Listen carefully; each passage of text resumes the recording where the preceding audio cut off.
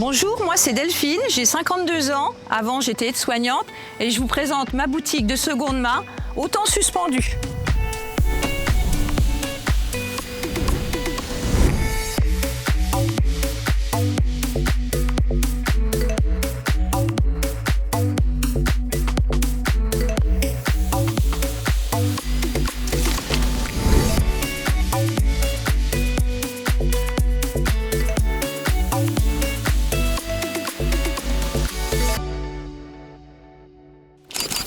J'ai eu un gros bouleversement dans ma vie il y a à peu près 4 ans, qui m'a bien percuté. Une remise en question, un burn-out, une envie depuis toujours de créer quelque chose. J'ai osé et je me suis lancée.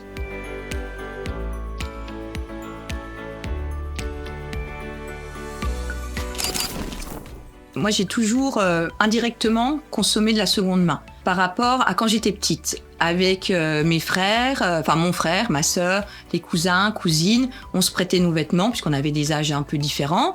Quand j'ai eu mes enfants, j'ai commencé aussi à le faire un peu comme ça. Aller dans les brocantes, aller dans les dépôts, et je trouvais qu'on trouvait des jolies choses différentes. On n'est pas habillé comme tout le monde, on se crée sa propre mode et en fin de compte, ça a continué. Et maintenant, je m'habille principalement qu'en seconde main. Je consomme quand même toujours du neuf parce qu'il faut quand même faire vivre les boutiques indépendantes, je précise bien. Il y a un côté aussi durable parce que c'est tellement énorme tous les vêtements qu'on fabrique qu'à un moment donné, il faut quand même réfléchir à ce qu'on fait, quoi. Et ce que j'aime aussi, c'est chiner, c'est un vrai plaisir, c'est devenu pas comme une addiction, mais presque. Et en plus, on peut créer, même avec des vêtements de seconde main, on peut créer autre chose, on crée des silhouettes, on se crée son style. Et c'est super.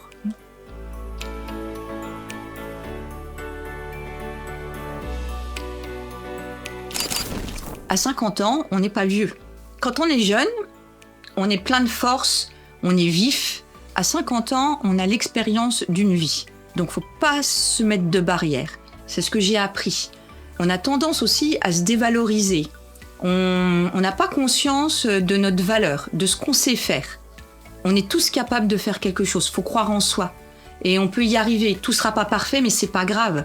On apprend. Moi là encore, je suis encore en plein apprentissage, j'en prends tous les jours.